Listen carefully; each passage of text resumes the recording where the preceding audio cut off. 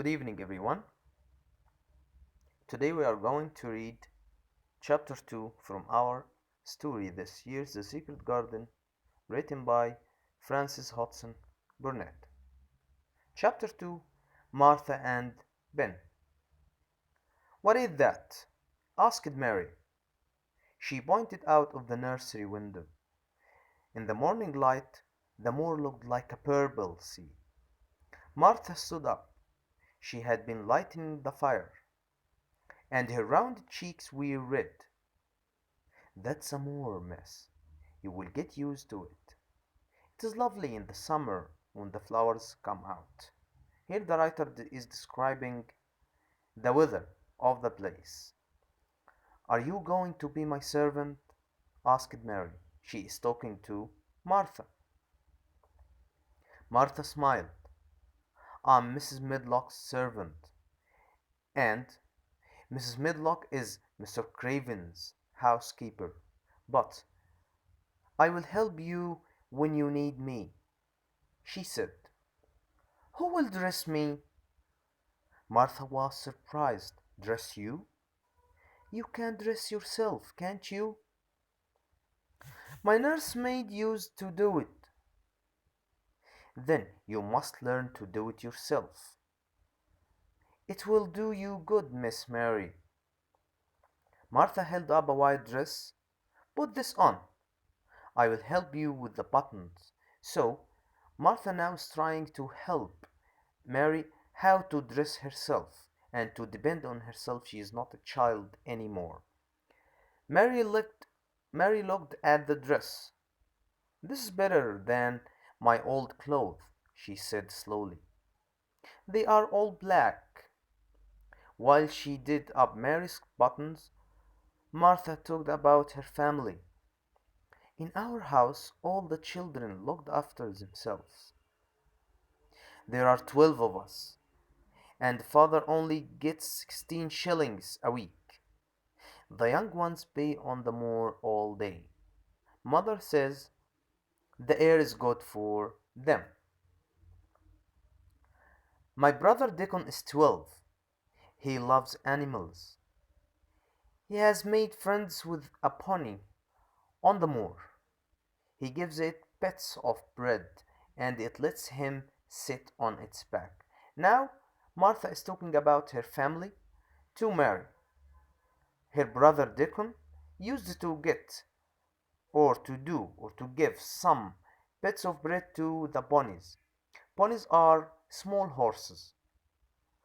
So let's move here. Mary drank some tea and ate little bread and butter. Then Martha said, "Now put your coat on and play outside for a while. The wind will put some color in your white cheeks." "But it's too cold." Then Mary remembered Dickon and his animals. "There may not be ponies in the gardens," she thought, "but there will be birds to look at." There is a lot to see," said Martha. "And there is one little garden." "Well, it's always locked. No one has been in it for 10 years. So we have a question here. How long was the garden locked?" "The garden was locked for 10 years. Let's move to the other page. Starting from on the other side of ivy covered wall, a little bird was sitting in a tree. He wasn't like an Indian bird. His chest was bright red.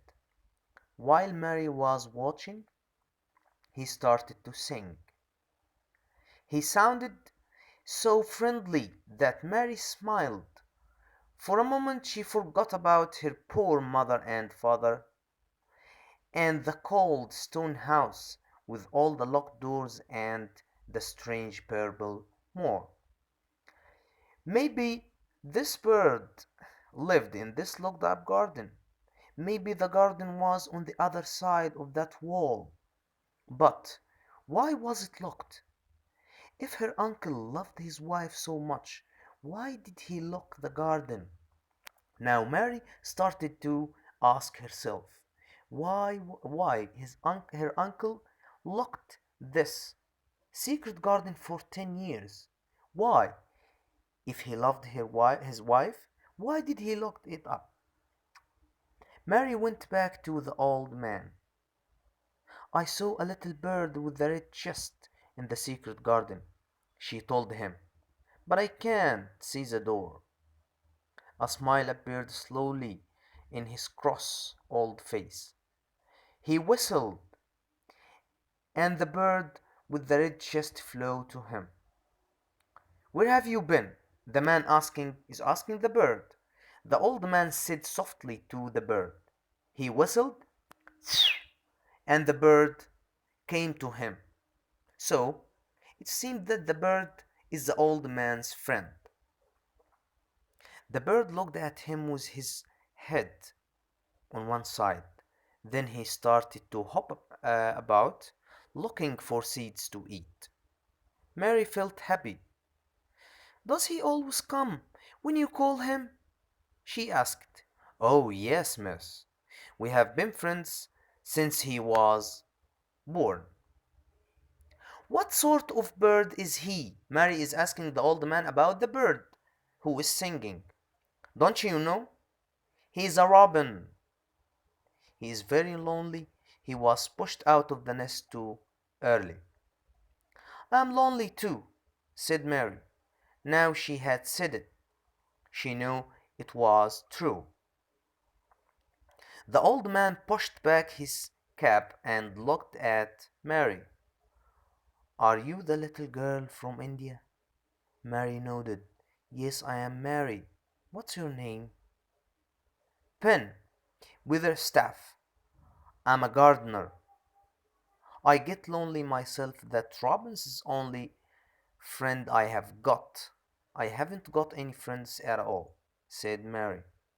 The robin flew to the fruit tree and started to sing again.